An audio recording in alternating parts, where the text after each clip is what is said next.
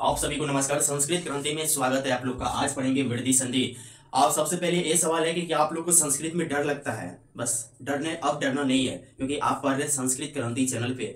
इस चैनल पे सिर्फ संस्कृत से संबंधित जितने भी टॉपिक हो गया, ठीक है, सभी टॉपिक को इस चैनल पे क्लास अपलोड किया जाएगा। ठीक है, संस्कृत में अब नहीं डरना है, चाहे साहित्य हो गया, रामायण गीता महाभारत जितना भी ग्रंथ हो गया, ठीक है। उसके बाद आप संस्कृत में आ जाइए, व्याकरण में आ जाइए, संधि हो गया, समास हो गया, उसके बाद प्रत्यय हो गया, कारक हो गया, जितने भी टॉपिक हो गया, फिर धातु रूप हो गया, वाक निर्माण हो गया, वाच परिवर्तन हो गया, अवयव हो गया, उपसर्ग हो गया, तो जितने भी टॉपिक आता है, ठीक है, सभी टॉपिक को कंप्लीट करवा देंगे। बस आप लोग क्या कीजिएगा, जहां से मेरा क्लास शुरू से स्टार्ट करवा रहे संधि का किए हैं, वहां से आप लोग क्लास देखने का प्रयास कीजिएगा, तो शायद ये पूरी आसान हो सकता है। ऐसा करता हूँ कि आप लोग संधि जो है पूरा वन से देखने का प्रयास कीजिएगा। आइए अब जो है हम लोग वृद्धि संधि पढ़ते हैं। क्या वृद्धि संधि में आप लोग बताइए सूत्र की सहायता से पढ़ते हैं, जैसे वृद्धि आदेश होता है, वृद्धि रेचि होता है, ये वृद्धि संधि का सूत्र है। और एक चीज आप लोग को बताना चाहते हैं कि हिंदी के तौर तरीकों से जो हम लोग ये रटते हैं ना, इसको बिल्कुल नहीं रटना है। इसका पकड़ने का भी नियम है, और जब तक हम नियमों को नहीं पकड़ेंगे, चलिए आपको बताते हैं। जैसे आर हो गया, आल हो गया, ठीक है, आर हो गया, आल हो गया, ये जो है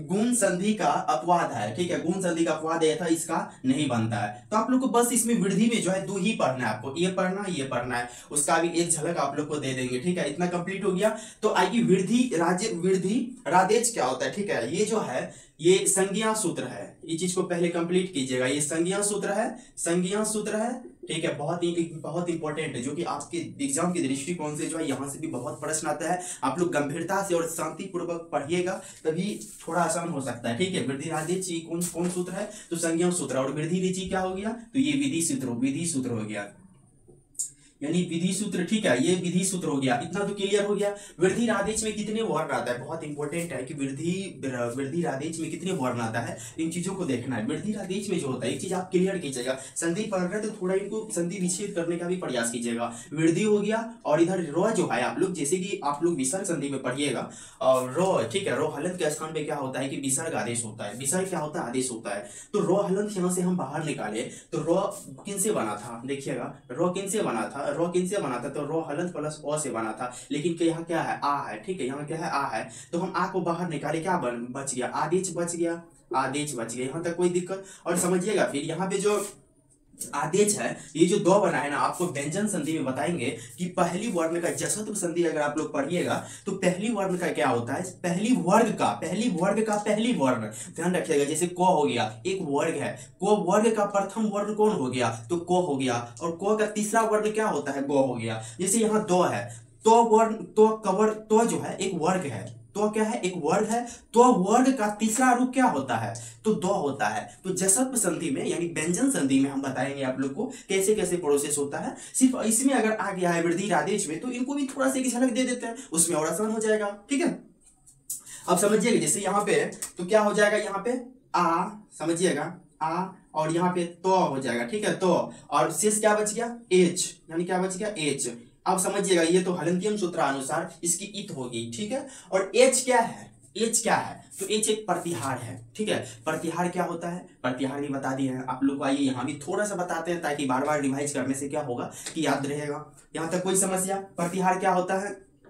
तो प्रतिहार होता है संक्षिप्तीकरण, ठीक है। प्रतिहार क्या होता है? संक्षिप्तीकरण। प्रतिहार का जो सूत्र होता है आदिर अत्यंत संहिता, अर्थात आदिर अत्यंत संहिता क्या होता है कि आदि व अंत को बता देने का नाम ही प्रतिहार है। तो आदि क्या होता है और अंत क्या होता है, उस पर भी एक सेकंड चर्चा कर देते हैं। आदि होता है जो पहला वर्ण है, और अंत होता है जो अंतिम वर्ण है। आदि हो गया पहला, यानी पहला और अंतिम वर्णों को बता देना, यानी जो पहला वर्ण है और अंतिम वर्ण है, दोनों के बीच में कितना वर्ण है, ठीक है, पहला वर्ण ले लिए, अंतिम वर्ण ले लिए। तो इस तरह से आपको महेश्वर सूत्र में भी बताया है, ठीक है, वहां भी पूरा विस्तार से देख लीजिएगा। संस्कृत में अब नहीं डरना है, ठीक है, संस्कृत में आप लोग को टेंशन नहीं होगा, बस आप लोग पढ़ते चलिएगा। एच हो गया, एच क्या हो गया? प्रतिहार हो गया। तो आ को जैसे बाहर है, आ को बाहर निकाले, एच हो गया, तो एच एक प्रतिहार है। एच में कितने वर्ण आता है?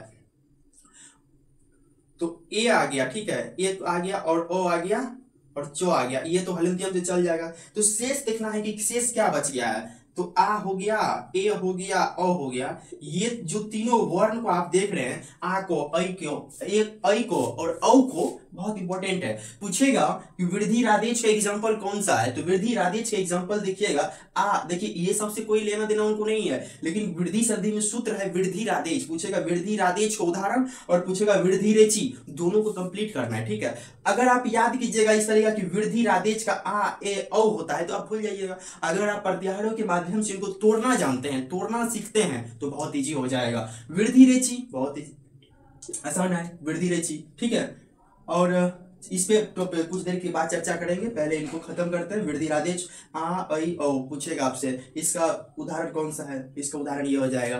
तो फिर वृद्धि रेची, अब आइए वृद्धि रेची को समझते हैं। ओ आ के बाद ए आता है तो ऐ हो जाता है, ओ आ के बाद अगर औ आता है तो औ हो जाता है। इतना तो क्लियर हो गया। ठीक है, ये जो है गुण संधि का अपवाद है जो कि वृद्धि बन जाता है। क्या बन जाता है, वृद्धि बन जाता है। ये भी क्लियर हो गया।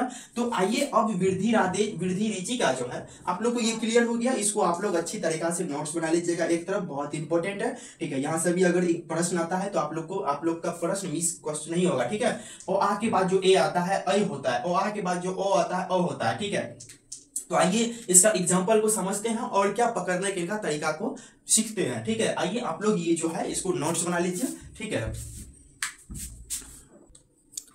तो आइए वृद्धि संधि का जो है ये वाला एग्जांपल जो है ओ आ के बाद जो ए आता है, देखिएगा बहुत ध्यान से देखिएगा। ओ है इधर, चाहे ओ रहेगा कि आ रहेगा, दोनों वर्ड को देखिएगा, चाहे ओ रहेगा कि चाहे आ रहेगा। और प्लस के बाद देखना है ए रहेगा कि अ रहेगा। ये चीज बहुत ध्यान रखिएगा। ठीक है, थोड़ा सा ही है, कुछ भी नहीं है इसमें। और जहां होता है बहुत सारे वर्ण ऐसा है कि जहां कहां से आया है तो वो भी हम संधि में बता चुके हैं। चाहे और रहे कि आ रहे, तो यहाँ पे आ है तो आप आ को बाहर निकाल लीजिए, इस तरीका से आप लोग बाहर निकालिएगा। और ए है तो ए को आप यहाँ से एरो करके आप ए को बाहर निकाल लीजिएगा। और दोनों को क्या कीजिएगा, दोनों देखिए आ के बाद ए आने से मिलने से क्या होता है, ए बनता है, ए बनता है। यहां तक क्लियर हो गया।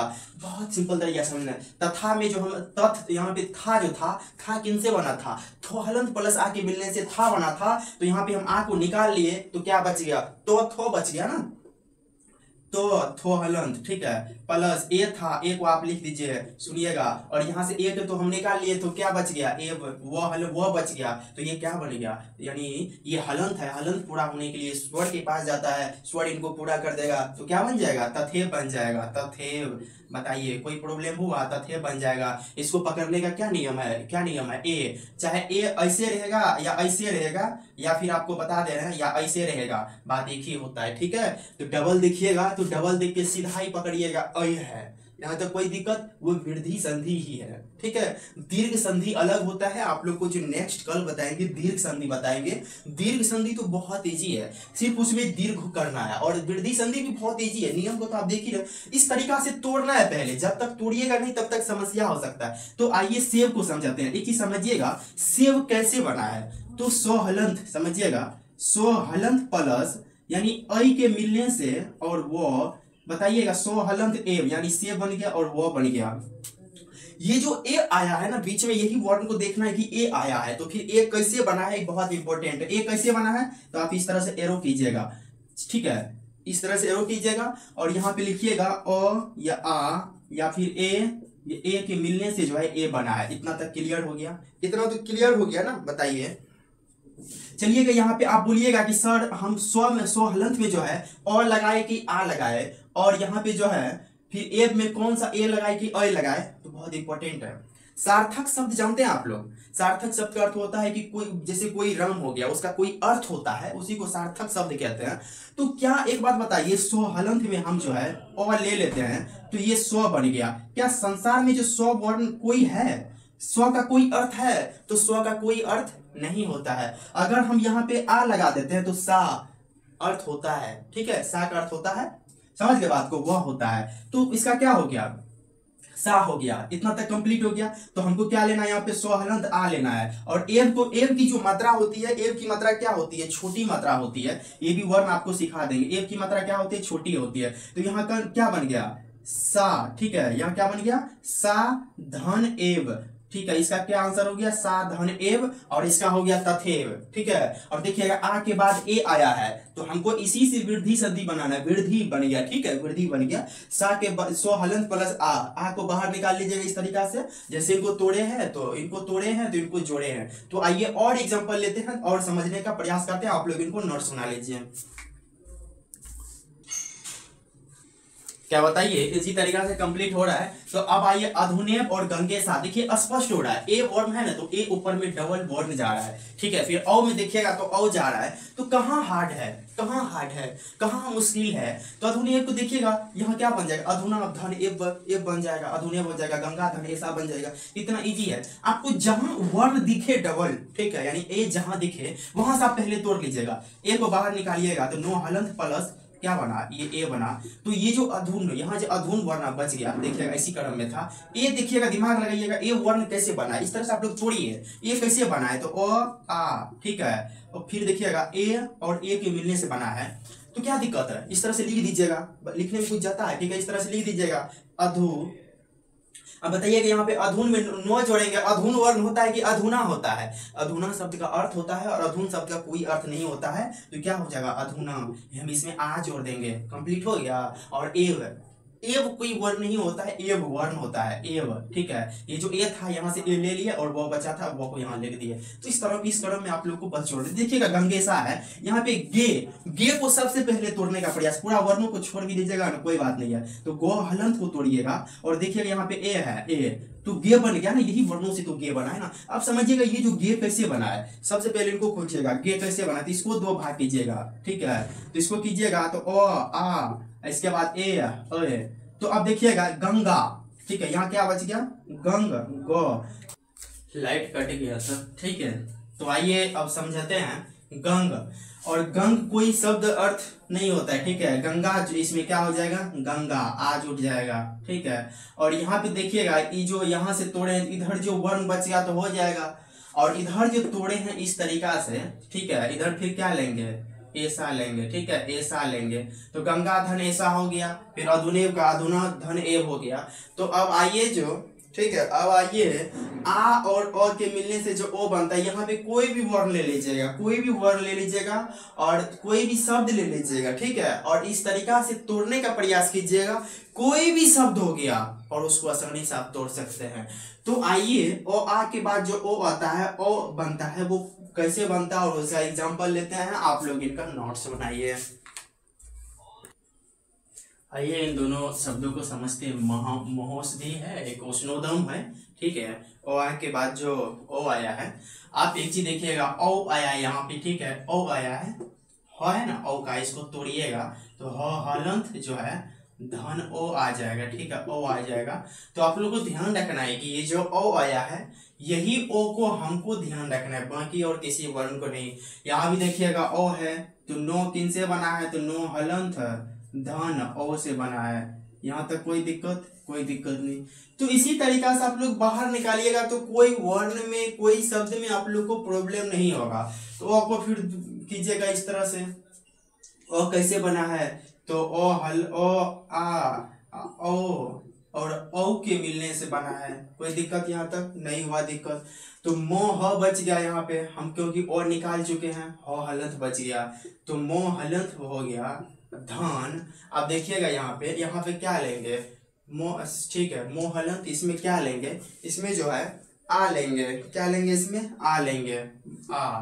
तो ये क्या बन गया, महाधन। देखिएगा यहाँ पे छोटी लेंगे कि बड़ी लेंगे, ये मात्रा बहुत इंपॉर्टेंट है। ठीक है, यहाँ पे जो मात्रा लेंगे, बड़ी मात्रा लेंगे, औस। ठीक है, औषधि, इधर हो गया औषधि, इधर हो गया महाधन औषधि, महाधन औषधि। देखिएगा इजी ही है, देखिएगा यहाँ पे, इसको देखिए आ गया और ये ओ आ गया। तो यही आ जो है और ओ के मिलने से क्या बनता है, ओ बनता है। इस तरीका से इसको तोड़ दीजिएगा। ठीक है, तोड़ने के बाद देखिएगा आपको कैसे सरल लगता है। तो जैसे उष्णोदम है, यहाँ पे ओ देखिएगा कैसे बना है, तो आप लोग पहले इनको तोड़ दीजिएगा। ठीक है, तोड़ने के बाद ही इसको आप सरल कर सकते हैं। ओ हो गया उष्ण,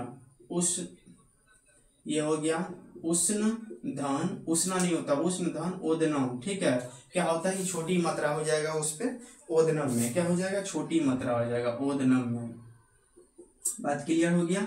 तो आशा करता हूं कि आप लोग वृद्धि संधि को समझ गए होंगे। कल जो आप लोग को बताएंगे दीर्घ संधि बताएंगे, ठीक है। दीर्घ संधि तो बहुत इजी है, वो भी कोई भी संधि हो गया, बहुत इजी है संधि को। आप लोग इस तरह से, इस तरीका मैथ की तरीका से जो है इसको सॉल्व करना है, आप लोग को दिक्कत नहीं होगा। आशा करता हूं कि आप लोग इस चैनल को सब्सक्राइब कर लिए होंगे, साथ में शेयर भी कर दिए होंगे, और साथ में आप लोग लाइक भी कर दीजिए। मिलते हैं अब नेक्स्ट क्लास में, क्योंकि वृद्धि संधि, ठीक है, वृद्धि संधि की क्लास में मिलते हैं।